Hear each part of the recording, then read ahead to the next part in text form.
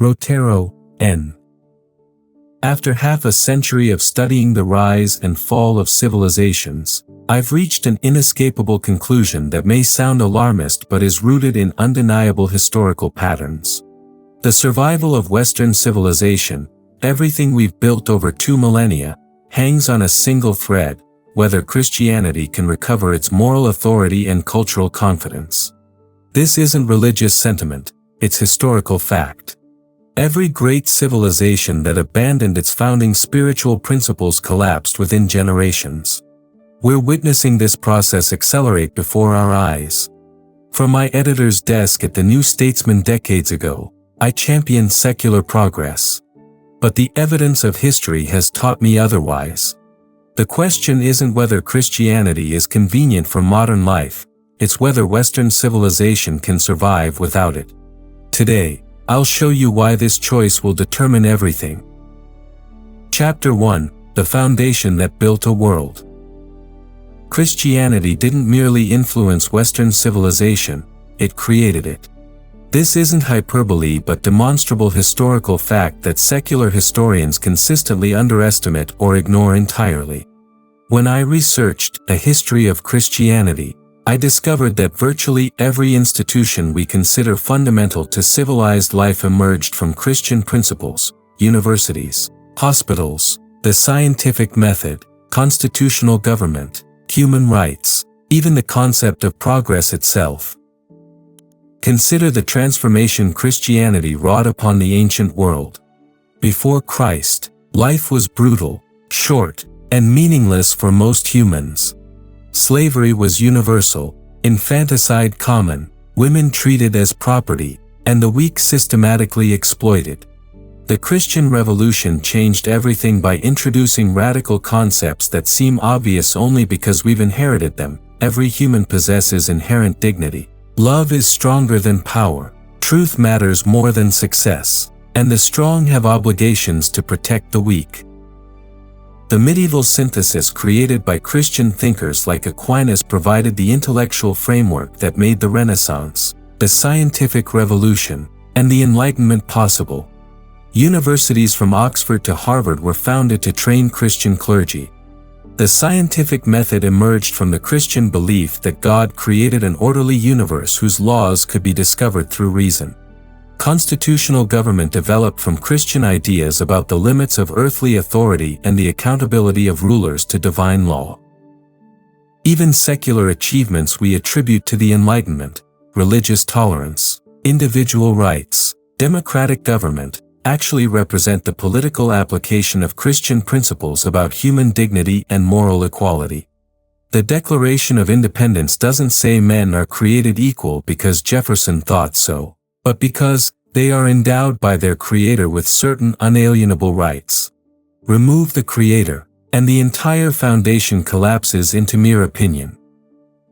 Most remarkably, Christianity created the moral framework that enabled Western civilization to criticize and reform itself. The abolition of slavery, women's suffrage, civil rights, all these movements drew their moral authority from Christian principles about human dignity that transcended cultural prejudices. No other civilization developed such self-correcting mechanisms because no other religion provided the necessary moral foundation. This isn't to romanticize Christian history or ignore its failures. Christians often betrayed their own principles, as fallen humans always do. But the principles themselves provided the standard by which their failures could be judged and corrected. That's why Christian civilization alone developed the concept of moral progress. Chapter 2: The Character Revolution That Changed Everything. What truly distinguished Christian civilization wasn't its institutions but its revolutionary approach to human character. Christianity introduced a moral psychology that transformed not just individual behavior but the entire basis of social organization. This character revolution explains why Western civilization achieved unprecedented levels of prosperity, freedom, and human dignity. Pre-Christian societies organized themselves around power, with the strong dominating the weak through force or cunning. Christianity inverted this hierarchy by making moral character, not strength, wealth, or intelligence, the measure of human worth. A poor widow giving her last coins became greater than emperors. A suffering servant became the model of leadership. Self-sacrifice ranked above self-advancement. This wasn't merely personal morality but a complete restructuring of social values that had revolutionary consequences. Christian emphasis on conscience created individuals capable of principled resistance to unjust authority. The concept of calling, that every honest work, however humble, served God, transformed economic life by dignifying labor and encouraging excellence. The Christian family, based on mutual love and fidelity rather than economic convenience, became the foundation of stable communities. Most importantly, Christianity created what I call character culture, a society that systematically cultivated virtue through education, example, and expectation. Christian schools taught not just knowledge but character formation. Churches provided moral guidance and community accountability. Literature, art, and philosophy reinforced ideals of honor, courage, compassion, and integrity. This character culture produced the remarkable individuals who built Western civilization, scientists like Newton who saw their discoveries as reading God's thoughts, statesmen like Wilberforce who sacrificed careers for principle, entrepreneurs who built businesses on integrity, artists who created beauty to glorify divine truth. These weren't perfect people, but they were shaped by a culture that prioritized moral development over material success. The results were historically unprecedented. Christian societies developed higher levels of trust, cooperation, and innovation than any previous civilization. They created economic systems based on contract rather than coercion, political systems based on consent rather than force, and social systems based on service rather than exploitation. Character culture also produced the moral courage necessary for self-criticism and reform. Only societies convinced that truth matters more than comfort can acknowledge their own failures and change direction. Christian civilization's capacity for moral evolution, abolishing slavery, extending rights, improving conditions, flowed directly from its commitment to character development. This explains why secularization produces moral decline even among intelligent, well-meaning people. Remove the systematic cultivation of character, and human nature reverts to its default settings, self-interest, tribalism, and the pursuit of pleasure over principle. Good intentions aren't enough without the cultural mechanisms that transform intentions into character and character into conduct. Chapter 3: When Faith Dies, Civilization Follows. Historical evidence reveals a disturbing pattern that should alarm every thinking person.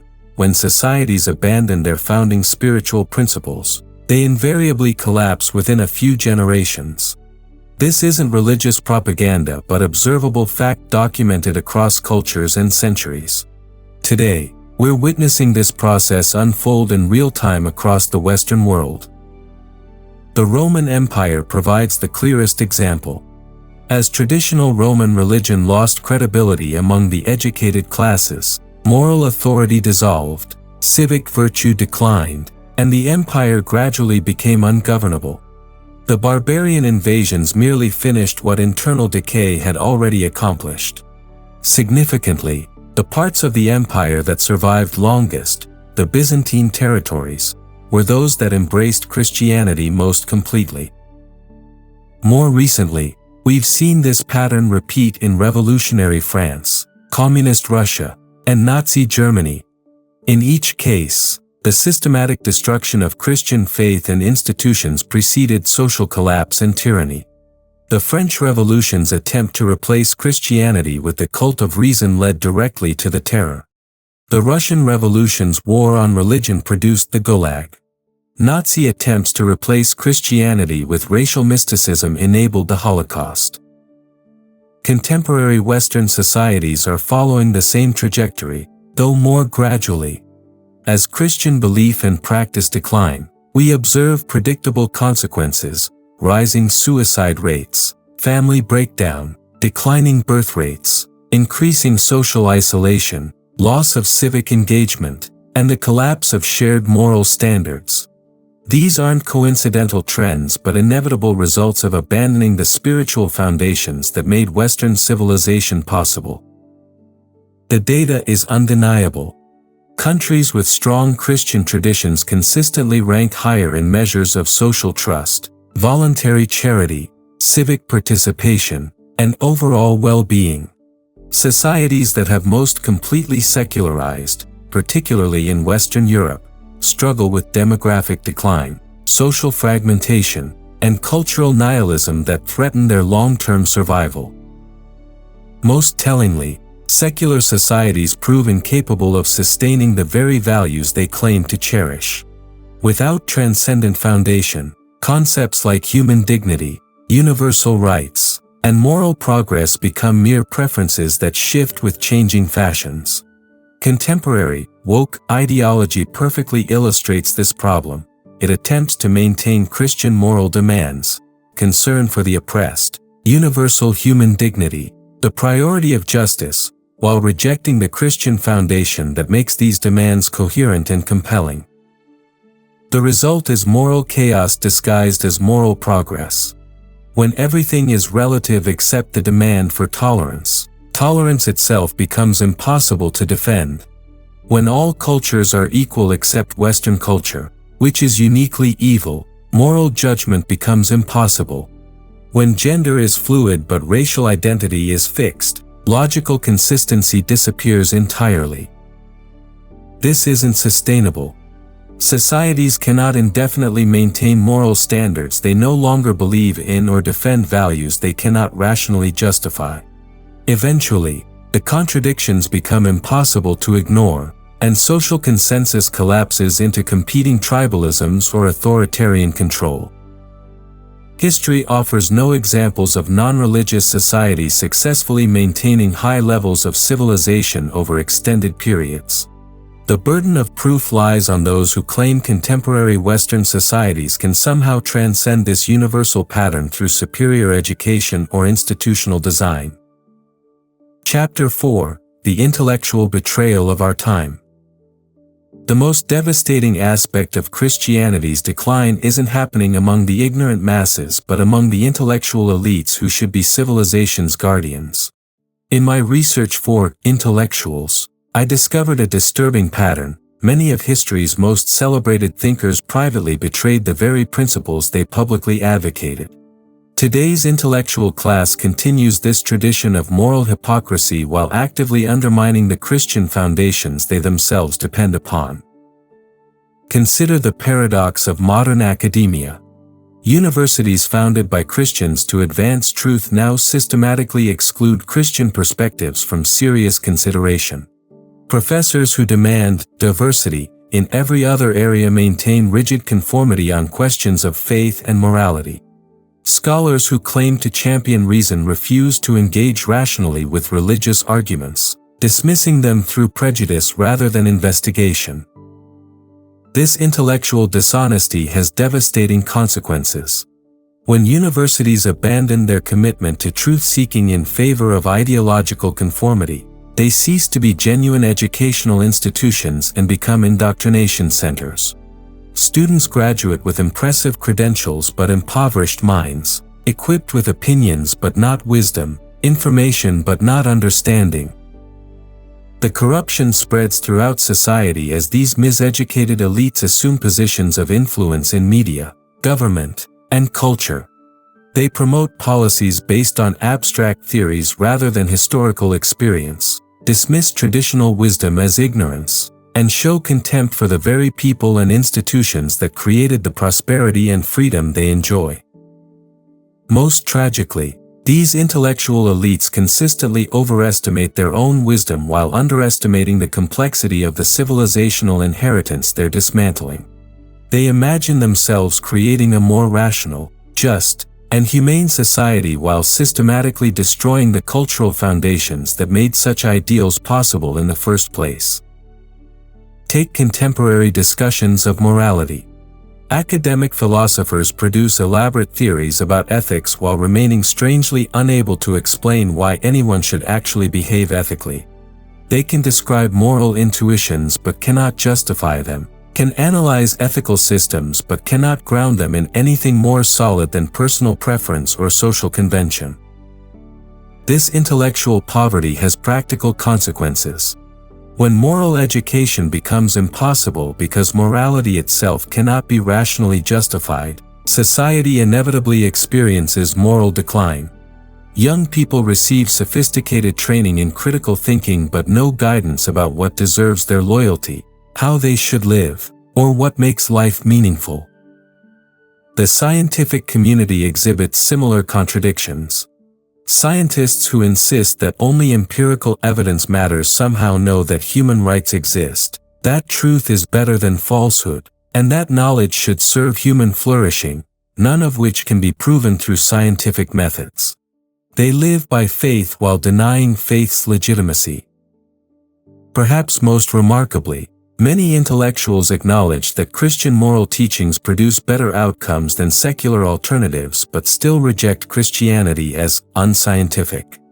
They want Christian morality without Christian theology, Christian civilization without Christian faith, Christian culture without Christian commitment. This represents a fundamental confusion about the relationship between beliefs and consequences. You cannot indefinitely maintain the fruits of a worldview while rejecting its roots. Eventually, the tree dies and the fruit stops growing. The intellectual class's betrayal of Christianity thus becomes a betrayal of civilization itself. By undermining the foundations while trying to preserve the superstructure, they ensure both will eventually collapse. Chapter 5: The Patterns History Teaches.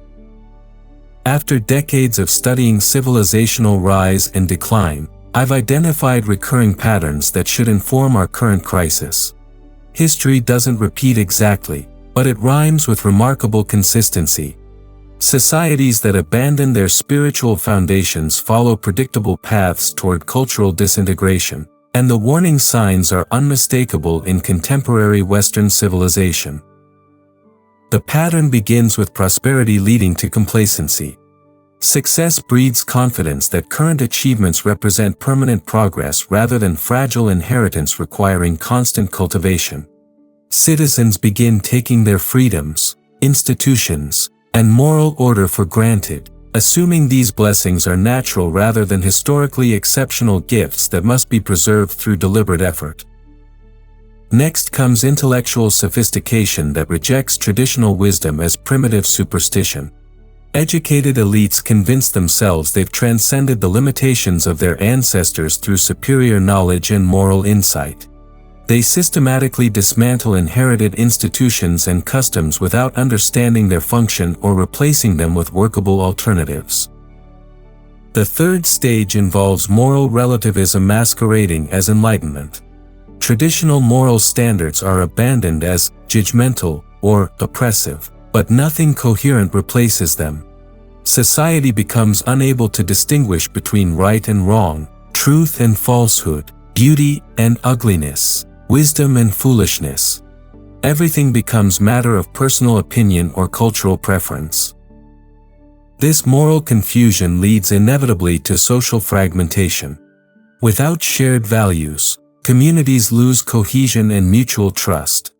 Citizens retreat into tribal identities based on race, class, ideology, or lifestyle rather than common citizenship and shared heritage. Politics becomes warfare by other means as different groups compete for power and resources. The final stage is either collapse or authoritarian control.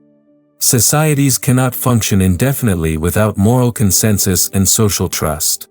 Eventually, they either disintegrate into chaos or accept tyrannical government that imposes order through force rather than consent. We're currently in the third stage of this process, with obvious signs of progression toward the fourth. American society exhibits unprecedented levels of polarization, with different political tribes inhabiting entirely different realities. Traditional institutions, churches, schools, civic organizations, have lost their authority to provide moral guidance and social cohesion. But history also provides hope through examples of successful cultural renewal. The most dramatic case is the transformation of the Roman Empire through Christian conversion. Within a few centuries, Christianity revitalized a dying civilization, creating new forms of art, thought, governance, and social organization that surpassed anything the ancient world had achieved. Similar renewals occurred during the Carolingian Renaissance, the medieval synthesis of the 12th and 13th centuries, and the Protestant Reformation. In each case, spiritual revival preceded cultural transformation, demonstrating that even advanced decay can be reversed through return to fundamental principles. The key insight is that cultural renewal requires moral renewal, which requires spiritual renewal. Societies cannot be reformed through political action alone, but only through the transformation of hearts and minds that changes how people understand their obligations to God, neighbor, and civilization itself. This gives reason for optimism despite current troubles. Christianity's decline in the West is dramatic but not necessarily permanent. Historical precedent suggests that crisis often precedes renewal, that apparent defeat can become victory, that what seems like ending can become beginning. The question is whether enough people will recognize the pattern in time to choose renewal over decline. Chapter 6: Providence and the Persistence of Truth.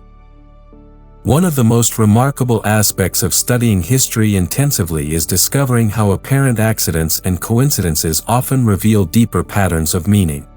Events that seem random or tragic from human perspective frequently serve larger purposes that become clear only across centuries. This suggests what Christians call providence, the mysterious working of divine purpose through human affairs. Consider how Christianity emerged at precisely the moment when the ancient world was ready for spiritual transformation. The Roman Empire had created unprecedented unity and communication networks. Greek philosophy had reached the limits of purely rational inquiry, and Jewish theology had developed sophisticated concepts of monotheism and moral law. Into this prepared ground fell the Christian seed, which grew with astonishing speed across diverse cultures and societies. Similarly, the Protestant Reformation occurred just as printing technology enabled mass distribution of ideas, while geographical discoveries were expanding European horizons and creating new opportunities for Christian expansion. The timing seems too perfect to be mere coincidence, suggesting invisible coordination that transcends human planning. Even Christianity's apparent defeats often became victories in disguise. Roman persecution purified and strengthened the early church. Medieval corruption sparked reforms that revitalized Christian culture. Enlightenment criticism forced believers to develop more sophisticated theology and apologetic. Modern secular challenges are producing new forms of Christian intellectual engagement and spiritual vitality. This pattern suggests what I've come to see as the persistence of truth through historical change.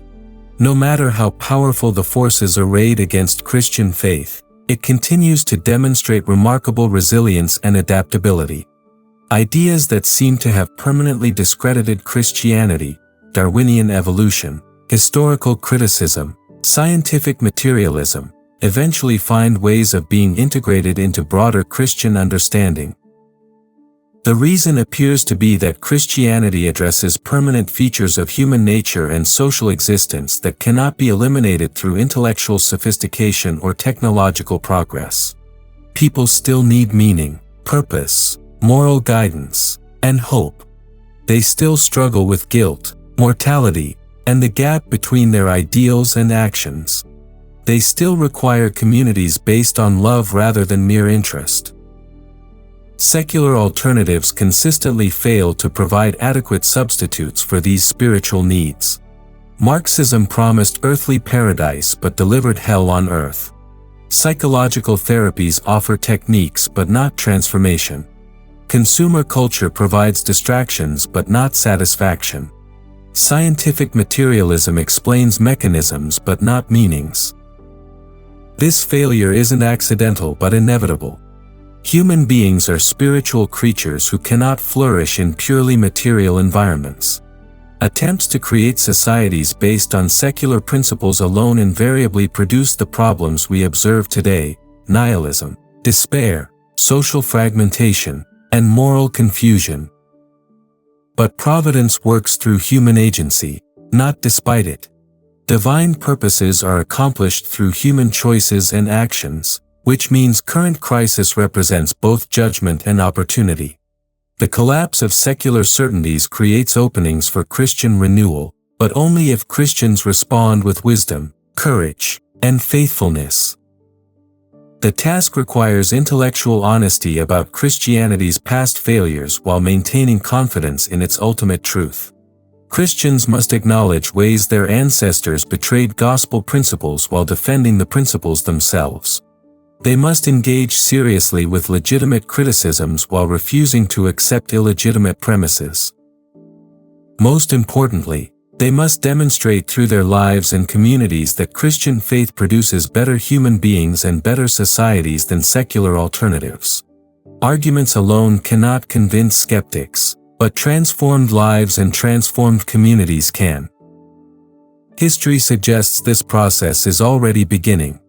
Christianity is experiencing unprecedented growth in Africa, Asia, and Latin America while developing new intellectual vitality in Western universities. Young people disillusioned with secular culture are discovering Christian truth with fresh enthusiasm. The question is whether this renewal will occur quickly enough to save Western civilization from complete collapse, or whether we're witnessing the emergence of post-Western Christianity that will inherit the earth as Western societies disappear. Chapter 7: The Choice That Determines Everything.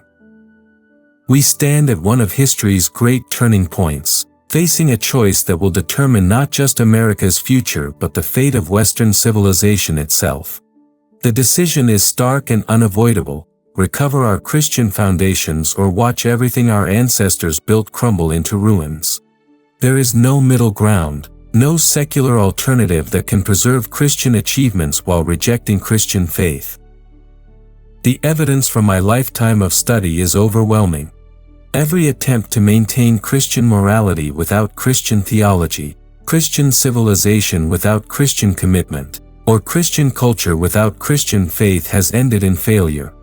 The French Revolution, Soviet communism, Nazi fascism, and contemporary secular progressivism all represent variations on this futile project. Why does this pattern repeat so consistently?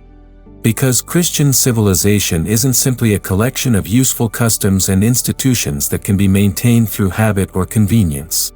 It's an integrated system based on specific beliefs about God, human nature, moral obligation, and ultimate purpose. Remove the beliefs, and the system inevitably collapses as its components lose their justification and coherence. Consider what we're losing and how quickly. Traditional marriage and family life, which provided society's basic building blocks for millennia, are being systematically dismantled in favor of fluid arrangements that serve adult desires rather than children's needs. Educational institutions founded to transmit wisdom now indoctrinate students in ideologies that undermine the very concept of truth. Legal systems based on natural law and moral absolutes are being transformed into instruments of social engineering that change with political fashions. Most ominously, we're witnessing the emergence of new forms of totalitarianism that use therapeutic language and humanitarian justifications to impose unprecedented levels of control over thought and expression. Cancel culture, speech codes, and ideological conformity represent early stages of the soft tyranny that always emerges when societies abandon transcendent moral standards. But the choice for renewal remains open, and historical precedent provides reason for hope. Christianity has survived and overcome greater challenges throughout history. The current crisis, severe as it appears, represents another test of Christian resilience and adaptability rather than final defeat. The renewal must begin with intellectual honesty about what's at stake. Christians cannot continue pretending that secular culture is neutral toward faith or that gradual accommodation will somehow preserve essential values. The conflict is fundamental and irreconcilable because it involves competing visions of human nature, moral obligation, and ultimate reality. Christians must also recover confidence in their own tradition's intellectual sophistication and cultural achievements. Too many believers have accepted secular caricatures that portray Christianity as primitive superstition incompatible with reason, science, or human dignity. This is historically absurd, but it becomes self-fulfilling when Christians believe it themselves. The task requires both courage and wisdom, courage to resist popular pressures for conformity, wisdom to engage contemporary challenges with ancient truths. Christians must learn to speak their faith's language fluently while translating it effectively for secular audiences. They must demonstrate Christianity's continuing relevance without compromising its distinctive claims. Most importantly, they must create alternative institutions that embody Christian principles in practice. Schools that actually educate rather than indoctrinate. Businesses that operate on integrity rather than mere profit. Communities that practice mutual care and moral accountability. Media that tells truth rather than propaganda. Arts that create beauty rather than ugliness. This institutional renewal must occur alongside personal transformation.